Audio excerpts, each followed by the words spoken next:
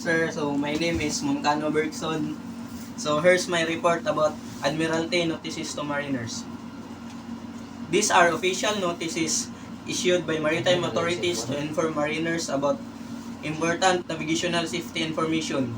They contain updates such as changes in navigational charts, hazards to navigation, new or changed regulation affecting navigation, and other relevant information that could affect the safety of ships at sea.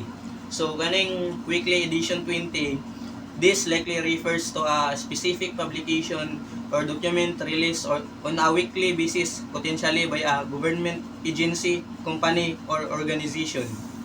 So, kaning date nga 16 May 2024, this date refers to a specific calendar date, and its importance depends on the context. It could be significant for planning events, scheduling activities, or marking deadlines. So, Admiralty charts affected by the publication list.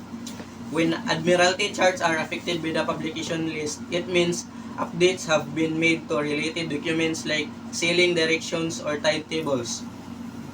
This keeps sailors informed with the latest info for safe navigation at sea. So, kaning Admiral charts is a map for ships giving detailed info about water depth, coastlines, and hazards. Sailors use these charts to plan routes, stay safe, and navigate through waterways. So, this chart number 410 West Indies, Cuba, Northwest Coast, Bahia del Mariel, and approaches Bahia del Mariel.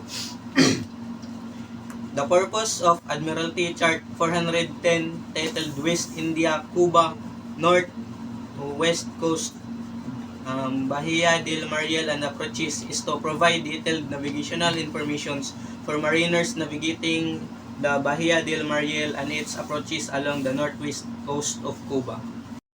So, naanata sa Admiralty charts and publications no published and available new editions of Admiralty charts and publication. This section indicates that the mentioned Admiralty charts and publication are now released and accessible for use by mariner and other relevant users.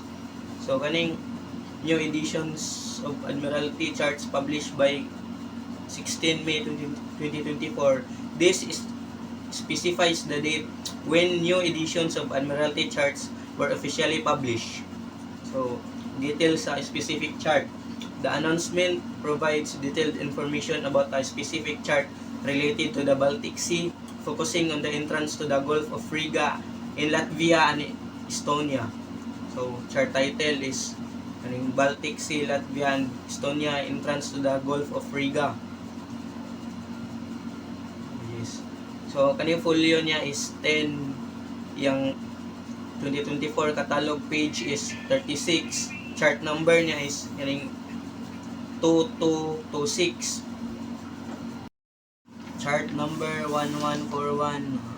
Chart title niya is Malaysia approaches to Pilabuhan, Sungay, Udang, and Milaka. So, the chart number 1141, its title Malaysia approaches to Pilabuhan, Sungay, Udang, and Milaka refer to a specific Admiralty chart produced by the United Kingdom Hydrographic Office. So, kaning chart number niya nga 1141, this is a unique identifier assigned to a specific navigational chart published by the United Kingdom Hydrographic Office. Ang kaning chart title Malaysia, it indicates that the chart covers water within or surrounding Malaysia. Approaches to Pilabuan, Sungay, Udang, and Milaka. This specifies the primary focus of the chart. It covers the approaches to two specific location in Malaysia. Yeah, ang purpose sa chart. The chart provides detailed navigational information about the maritime approaches to this location, including beeps, coastline features, navigational aids, hazards.